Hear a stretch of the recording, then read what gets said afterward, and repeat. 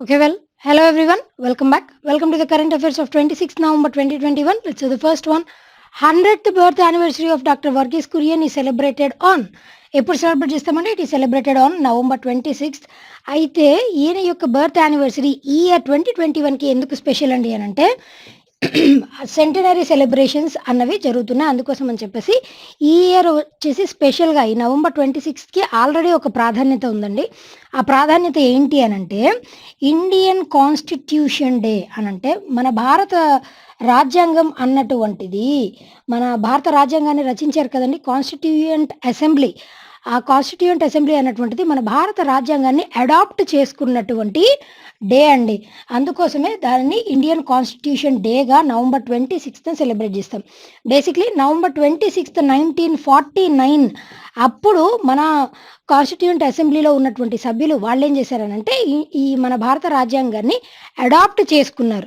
అయితే అది దాన్ని ఎప్పటి నుంచి ఇంప్లిమెంట్ చేశారండి అనంటే ఇంప్లిమెంట్ చేసింది మాత్రం 26th January 1950 అప్పటి నుంచి కేమ్ ఇంటూ ఎఫెక్ట్.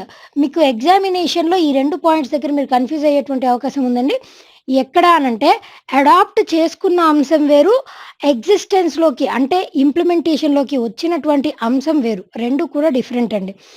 అడాప్ట్ చేసుకున్నారు అనంటే జస్ట్ అది కంప్లీట్ అయిపోయిన తర్వాత దానిని ఆమోదం తెలిపి ఆపాదించుకున్నారు అని చెప్పేసి. దాని తర్వాత కేమ్ ఇంటూ ఎగ్జిస్టెన్స్ అనంటే దాన్ని ఇంప్లిమెంట్ చేసింది ఎప్పటి నుంచి అనంటే 26th January 1950. అప్పుడు మనం రిపబ్లిక్ డే సెలబ్రేషన్స్ చేసాం కదండి, ఇది కూడా వన్ ఆఫ్ ద రీజన్స్ అనమాట. అప్పటి నుంచి ఎఫెక్ట్లోకి వచ్చింది అని చెప్పేసి. అండ్ ఈ ఇండియన్ భారత రాజ్యాంగం యొక్క ఫాదర్ ఆఫ్ ఇండియన్ కాన్స్టిట్యూషన్ అనగానే అని ఎవరిని అంటామండి? డాక్టర్ బిఆర్ అంబేద్కర్ గారిని ఫాదర్ ఆఫ్ ఇండియన్ కాన్స్టిట్యూషన్ అని అంటారు. ఎందుకు అనంటే డ్రాఫ్టింగ్ కమిటీకి చైర్పర్సన్గా ఈయనే ఉన్నారు. అదేవిధంగా కాన్స్టిట్యూయెంట్ అసెంబ్లీ దానికి చైర్పర్సన్గా ఎవరున్నారు అనంటే డాక్టర్ రాజేంద్ర ప్రసాద్. ఈయన కాన్స్టిట్యూయెంట్ అసెంబ్లీకి చైర్పర్సన్గా సర్వ్ చేశారు.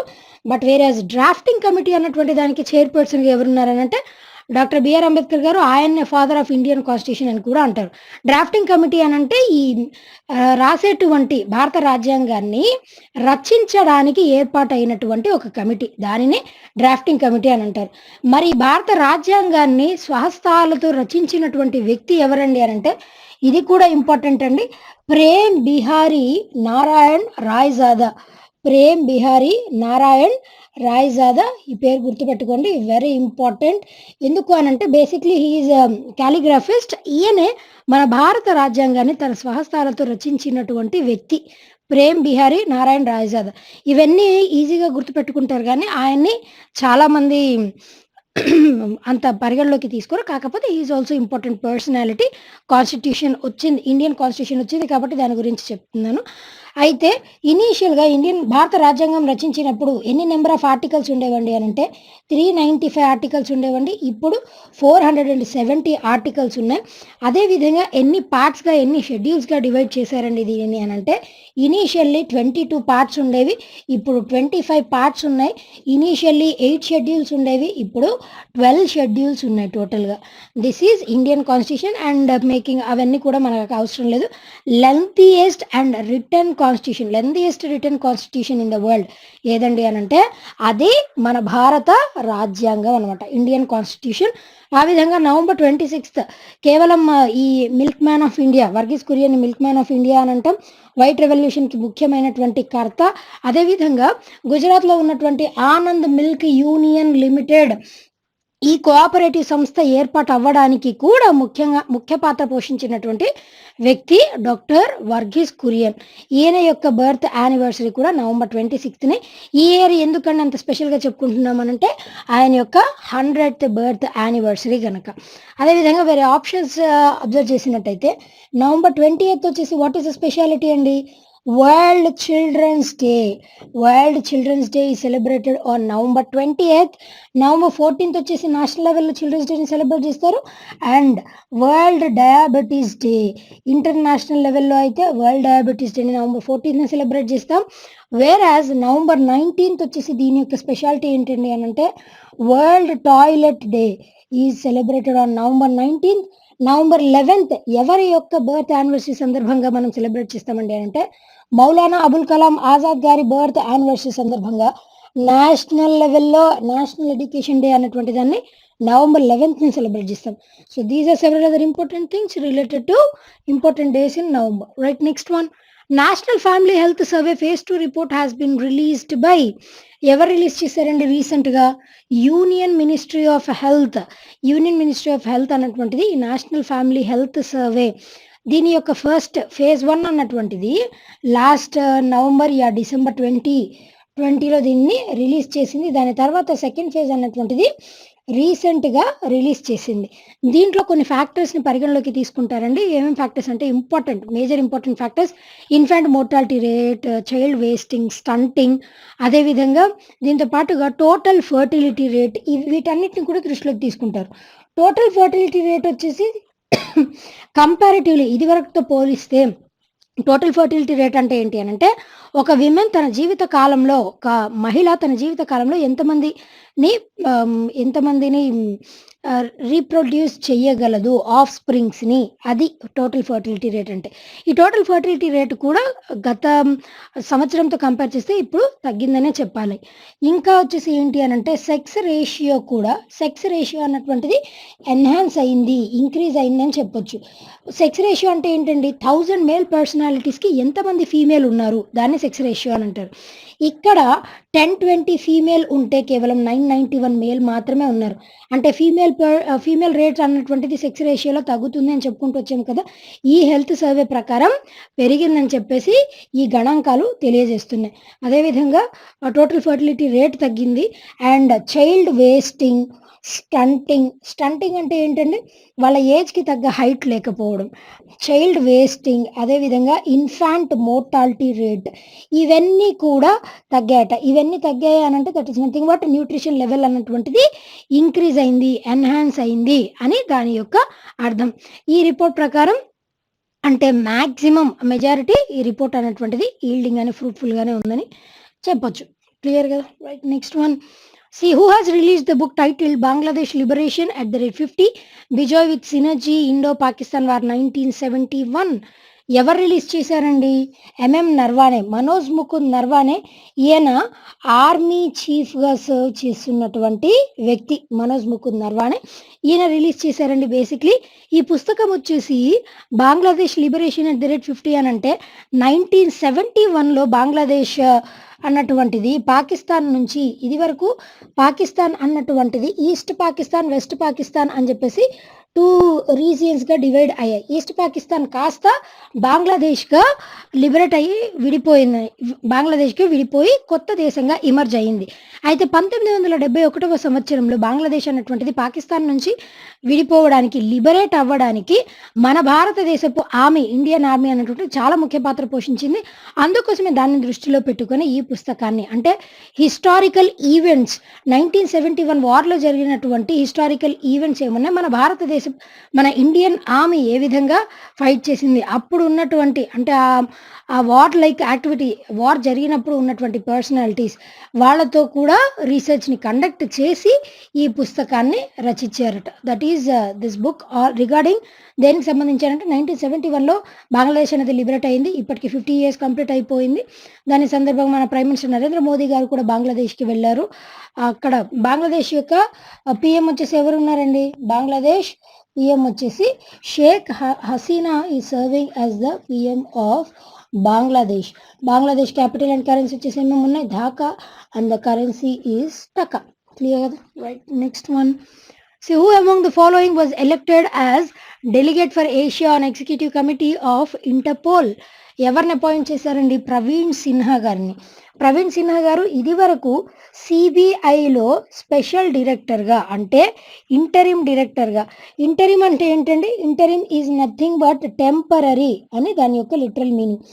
ఇంటరిమ్ సిబిఐలో ఈయన్ని స్పెషల్ డైరెక్టర్గా అపాయింట్ చేశారు. ప్రయర్ టు దట్ అంటే ఇంటరిమ్ డైరెక్టర్గా ఈయన అపాయింట్ అయ్యారనమాట. టెంపరీ బేసిస్లో ఈయన అపాయింట్ చేశారు. దాని తర్వాత రీసెంట్గా ఇంటర్పోల్ అన్నటువంటిది ఏంటండి? ఇంటర్పోల్ అన్నటువంటిది ఏంటి అని అంటే this is international crime police organization, that is Interpol. అంటే ఇంటర్నేషనల్ లెవెల్లో ఈ క్రైమ్ సీన్స్ అనేవి క్రైమ్స్ జరుగుతుంటాయి కదా, అలాంటి క్రైమ్ యాక్టివిటీస్ సంభవించినప్పుడు ఈ ఇంటర్పోల్ అంటే అండర్ కాప్స్ అనుకోవచ్చు, one or the other way. ఈ ఇంటర్పోల్ వీళ్ళు ఏం చేస్తారనంటే ఇంటర్నేషనల్ లెవెల్లో ఇట్లాంటి క్రైమ్ యాక్టివిటీ సంభవించినప్పుడు దాని యొక్క ఇన్వెస్టిగేషన్ లేదా దానిని రిజాల్వ్ చేయడం కోసం అని చెప్పేసి వీళ్ళని స్పెషల్ పర్పస్ కింద అపాయింట్ చేస్తారు. వాళ్ళు ఇంటర్పోల్ ఆఫీసర్స్. దీంట్లో టోటల్‌గా 13 డిఫరెంట్ కేటగరీస్‌కి చెందినటువంటి 13 మెంబర్స్‌ని అపాయింట్ చేశారండి రీసెంట్‌గా జరిగినటువంటి ఎలక్షన్స్‌లో ఇంటర్పోల్. దాంట్లో భాగంగానే దీనికి ప్రెసిడెంట్‌గా యూఏఈకి చెందినటువంటి వ్యక్తి అహ్మద్ నాసర్ అల్ రైజీ ఈయన్ని దీనికి ప్రెసిడెంట్‌గా అపాయింట్ చేశారు రీసెంట్‌గా. He is from UAE. UAE capital and currency వచ్చేసి ఏమున్నాయండి? Abu Dhabi and the currency is dirham. Clear కదా? Right. Next one. See who among the following has been named as brand ambassador for Magic? Magic అన్నటువంటి దానికి brand అంబాసిడర్‌గా ఎవరున్నారండి అనంటే it is రీసెంట్‌గా సౌరవ్ గంగూలీ గారిని appoint చేశారు. ఈ మ్యాజిక్ అన్నటువంటిది ఏంటి అనంటే ఎల్ఈడి కంపెనీ అండి. LED lightening company. దీని ద్వారా ఎల్ఈడి లైట్స్ అండ్ డిఫరెంట్ ఈ గూడ్స్ అన్నటువంటి వాటిని తయారు చేస్తూ ఉంటారు. దానికి రీసెంట్‌గా earlier BCCI chief, board of cricket control in India BCCI చీఫ్‌గా సర్వ్ చేసినటువంటి సౌరవ్ గంగూలీ ఈయన్ని రీసెంట్‌గా బ్రాండ్ అంబాసిడర్‌గా అపాయింట్ చేశారు. ఎప్పుడైనా సరే బ్రాండ్ అంబాసిడర్‌గా ఒక పర్సన్‌ని తీసుకున్నారంటే ఆ పర్టిక్యులర్ ప్రోడక్ట్ యొక్క మార్కెట్‌ని ఇంకా దాని యొక్క లెవెల్‌ని ఇంకా ఎన్హాన్స్ చేయడం ముఖ్య ఉద్దేశ్యంగా దీనిని అంబాసిడర్స్‌ని ఎన్నిక చేస్తూ అపాయింట్ చేస్తూ ఉంటారు. అదేవిధంగా వేరే ఆప్షన్స్ గమనించినట్టయితే వివిఎస్ లక్ష్మణ్ రీసెంట్‌గా ఈ cricket academy national cricket academy దీనికి హెడ్‌గా ఈయన్ని అపాయింట్ చేశారు. వివిఎస్ లక్ష్మణ్‌ని. ఎంఎస్ ధోని గారు దేనికి బ్రాండ్ అంబాసిడర్‌గా ఉన్నారండి అనంటే హోమ్ లేన్ అన్నటువంటి ఇంటీరియర్ హోమ్ డిజైనింగ్ కంపెనీ అయినటువంటి హోమ్ లేన్ దీనికి బ్రాండ్ అంబాసిడర్‌గా మాత్రమే కాదండి, దీంట్లో ఈయనకి ఈక్విటీ అన్నది కూడా కలిగినటువంటి వ్యక్తి MS Dhoni.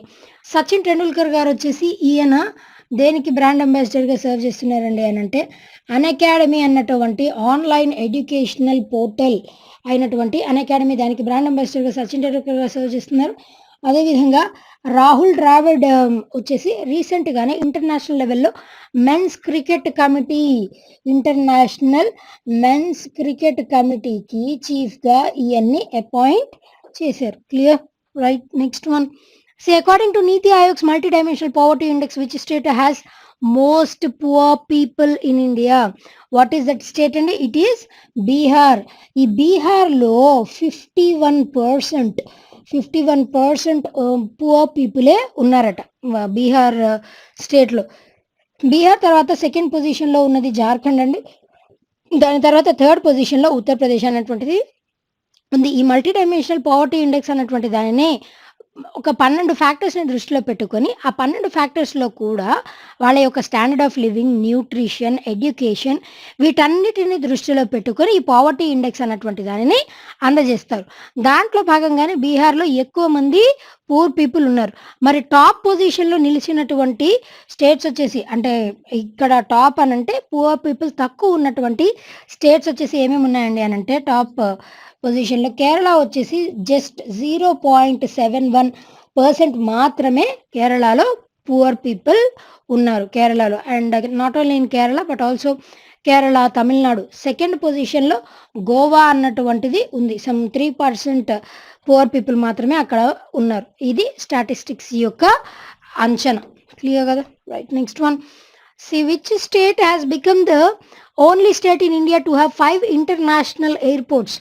What is that state అండి? It is Uttar Pradesh. Uttar Pradesh capital city వచ్చేసి ఏముందండి? That is Lucknow. ఉత్తరప్రదేశ్‌కి సీఎంగా ఎవరు సర్వ్ చేస్తున్నారు ప్రస్తుతానికి అనంటే యోగి ఆదిత్యనాథ్ సీఎంగా సర్వ్ చేస్తున్నారు. ఎందుకండి రీసెంట్‌గా ఇది 5 ఇంటర్నేషనల్ ఎయిర్‌పోర్ట్స్ కలిగినటువంటి ఒకే ఒక స్టేట్. దీని గురించి ప్రీవియస్ క్లాస్‌లో కూడా మనం డిస్కస్ చేసామండి. ఉత్తరప్రదేశ్‌లో రీసెంట్‌గా జేవార్‌లో నోయిడా ఇంటర్నేషనల్ ఎయిర్‌పోర్ట్. ఈ నోయిడా ఇంటర్నేషనల్ ఎయిర్‌పోర్ట్ కోసం అని చెప్పేసి మన ప్రధానమంత్రి నరేంద్ర మోదీ గారు ఫౌండేషన్ స్టోన్‌ని కూడా లెవీ చేశారు. ఇది తెలిసిందే. దీని గురించి కూడా డిస్కస్ చేద్దాం. అయితే ఈ ఫౌండేషన్ స్టోన్‌ని లెవీ చేసిన తర్వాత దీని యొక్క స్పెషాలిటీ ఏంటండి అనంటే నోయిడా ఇంటర్నేషనల్ ఎయిర్‌పోర్ట్ యొక్క స్పెషాలిటీ ఇప్పటివరకు మన భారతదేశంలో ద లార్జెస్ట్ ఉన్నటువంటి ఇంటర్నేషనల్ ఎయిర్‌పోర్ట్స్ అన్నిట్లోకెల్లా లార్జెస్ట్ ఇంటర్నేషనల్ ఎయిర్‌పోర్ట్. దానితో పాటుగా ఇంకా మొట్టమొదటి net zero carbon emissions airport కూడా. అంటే స్టార్టింగ్ స్టేజ్ నుంచే దానిని net zero carbon emission international ఎయిర్‌పోర్ట్‌గా దీనిని రూపొందించనున్నారు. దాని యొక్క స్పెషాలిటీ ఇది. ఇది మాత్రమే కాదండి, దీనితో పాటుగా వారణాసిలో, లక్నోలో ఆల్రెడీ ఇనీషియల్లీ ఉత్తరప్రదేశ్‌లో ఉన్నటువంటి ఇంటర్నేషనల్ ఎయిర్‌పోర్ట్స్ వచ్చేసి ఇక్కడ ఉన్నాయండి అంటే వారణాసిలో అండ్ లక్నోలో ఇంటర్నేషనల్ ఎయిర్‌పోర్ట్స్ ఉన్నాయి. ఇవి మాత్రమే కాదండి, వీటితో పాటు ఇంకొక 2 ఇంటర్నేషనల్ ఎయిర్‌పోర్ట్స్ కూడా ఉన్నాయి. దాంట్లో భాగంగానే ఈ అయోధ్య ఇంటర్నేషనల్ ఎయిర్‌పోర్ట్, అయోధ్య కూడా one of the acclaimed international airports. ఈ విధంగా టోటల్‌గా ఉత్తరప్రదేశ్‌లో 5 ఇంటర్నేషనల్ ఎయిర్‌పోర్ట్స్. మన భారతదేశంలో ఇంకా డిఫరెంట్ స్టేట్స్‌లో కూడా ఇంటర్నేషనల్ ఎయిర్‌పోర్ట్స్ ఉన్నాయి. కాకపోతే 5 ఇంటర్నేషనల్ ఎయిర్‌పోర్ట్స్ కలిగినటువంటి మొట్టమొదటి స్టేట్‌గా మాత్రం ఉత్తరప్రదేశ్ అన్నటువంటిది ఆవిర్భవించింది. As of now totally international airports కాకుండా మిగతా ఎయిర్‌పోర్ట్స్ అనేవి 8 ఎయిర్‌పోర్ట్స్ ఆల్రెడీ ఆపరేషనల్‌లో ఉన్న ఎయిర్‌పోర్ట్స్ 8 ఎయిర్‌పోర్ట్స్ ఉన్నాయండి ఉత్తరప్రదేశ్‌లో. Right, next who has authored the book titled conversations. ఇంకా దాని కింద చాలా మ్యాటర్ ఉందండి, బట్ కాన్వర్జేషన్స్ ఈజ్ ఇనఫ్. ఎవరు రచించారండి అనంటే బిఎన్ గోస్వామి.